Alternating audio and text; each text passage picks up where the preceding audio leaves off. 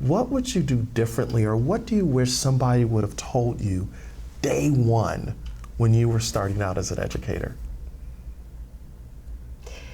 Well, what I wish people would have told, someone would have told me, is what I try to tell other people now. And it's listen loudly, assume positive intention, assume that whoever you're working with has a good reason for doing whatever. Assuming that they have positive intention, that really helps you get on the same side with him. You're not assuming that they're just being mean and difficult. A third thing I think I wish somebody had told me is don't respond to somebody who's coming to you with an emotional issue. I think of teachers who are angry with a kid, and or parents who are angry with a teacher, and I respond with, here's the policy, this is what we're going to do. I mean, it's like, yeah, that's the answer, but it's not communicating. You're not communicating with them. You have to understand where the parent's coming from and speak to that first. And if you don't speak to that, and we speak to it respectfully, you're going to have butting of heads, and you just make a lot of problems for yourself.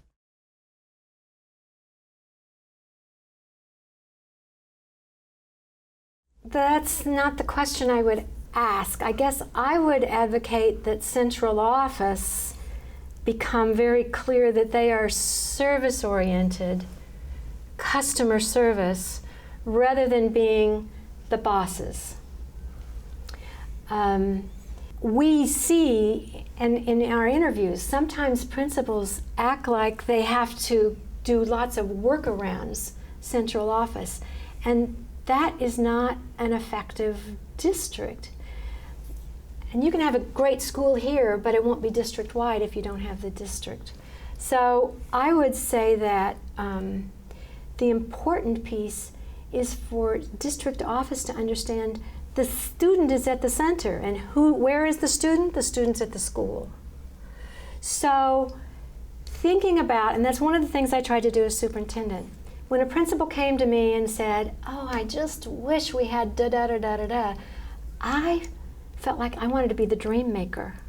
I wanted to, I would find little pots of money here. Okay, I think you can have that extra position because I can fund it this way.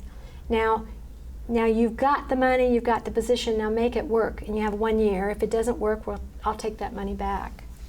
And it just, it gives commitment to, there's so much commitment on their part to make whatever it is work, and it's about helping kids fulfill a need, a barrier that principal felt was in the school.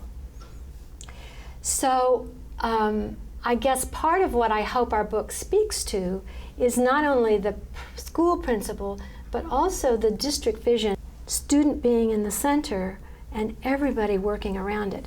It's not the superintendent being the boss telling everybody what to do.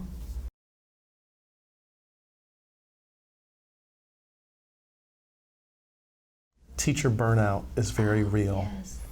And being a teacher, principal, superintendent, what are some of the things that leaders listening to us can do to really deal with teacher burnout and to infuse teachers with hope and to really help them understand their calling and feel value? What would you offer as tips, tools, or techniques that leaders might be able to use?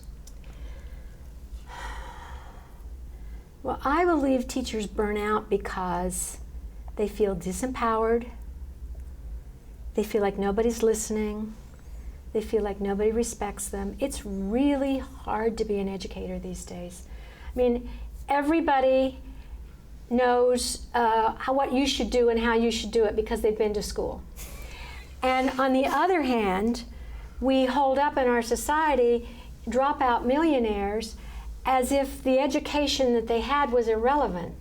And we don't want educators to feel irrelevant, and we don't want them to feel like they don't matter.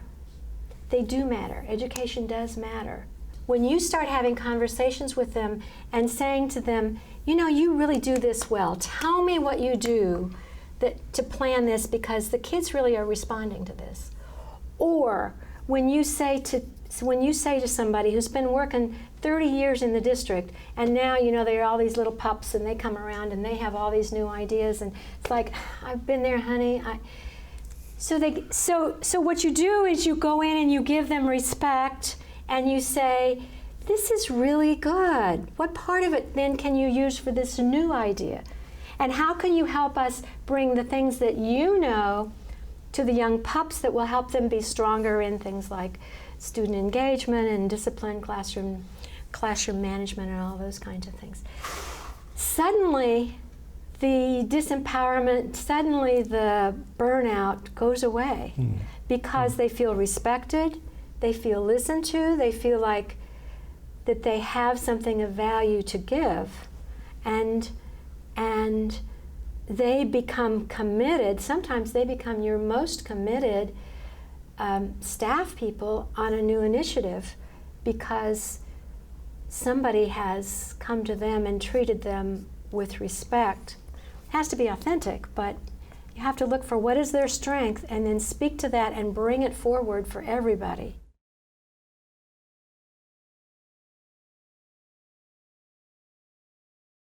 I want to be remembered as a person who was an advocate, a very strong advocate for educator empowerment. Not just teacher empowerment, but every educator really fulfilling their purpose and mission. I want to advocate for them stepping into and remembering and having the courage to be what they wanted to be for children when they came into education. Probably every single teacher who's a great teacher had a teacher themselves, and they want to be the person who's remembered. And I want to be remembered by educators of being a person who really helped them remember that and then step into it with authenticity this time and with confidence.